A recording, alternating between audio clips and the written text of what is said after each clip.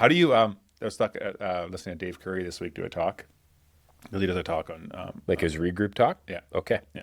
So Any guy can join that, right? yeah, any drag. Okay. So I do I hadn't gone for a while, and I started going again. So Tuesday mornings at 6:30 a.m. He does a talk for about 35 minutes. Anybody can join, and it's all guys, and he does talks about like how to be a better dad. Okay. All very much surrounded sex addiction or like Okay. pornography, masturbation, whatever, all that stuff. And he does talks, and you break out into groups. That he was sharing how he's had an he doesn't call it an accountability partner. He just calls it a friend because he's so open with him. But for like 40 years now, he's met with the same guy. I think 38 years with one guy and 8 years with another guy. But the last 38 years with a guy every single week, and they like hold each other to account. Doing the on, right things. yeah, Yeah. and just like Cool. like ask the challenging questions Okay. and get real and so I've been doing that for like 10 years now with a good friend of mine, and it's really helpful. And I find that if you're not doing it, it's just easy to, kind of be vague or whatever on how you're doing with people, and not actually like allow someone to, because it's not something that you can't put the responsibility on other people to ask you the hard questions. You have to invite it and allow it in and ask people to call you to a greatness and account. And so I know that I do that for a lot of guys. I know you do that for a lot of guys, but I was curious, like, who does it for you? Like, who in your life would call you to account? Other elders for sure. I mean, it was kind of one of the things that came up at our last elders meeting. I even asked for it. There's one area where it's like I really struggle, and I'm like, hey, do you guys mind just kind of checking in on me on this? You ask me. I mean, not necessarily like pointedly, but I think I'm pretty honest with you. I'm pretty honest with my wife too. It's interesting that like if I think of how I've set myself up, it's I don't have any software on my phone or computer, anything that is at all protecting me from seeing stuff I shouldn't. And so it's very interesting. And now that my son's 10, I'm thinking, okay, like I'm a fool now not to have something because even accidentally it could happen. Curry was saying he has it on his computer at home. Yeah. For his grandkids when they go Yeah, it over. makes sense. And even for myself, it's not like I'm opposed to it. And I would just think that, like I say, I don't ever think of it.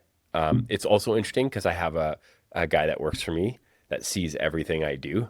And like he's on my Google accounts. He sees every email, every text, every social media thing I have, like my Instagram, everything. There's like 3 other people on all of them.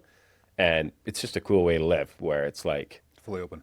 yeah, like, and I literally, like, you could look through any of my browser history. There might be something kind of weird, and I'm like, okay, that's kind of awkward. But it's not like, Yeah.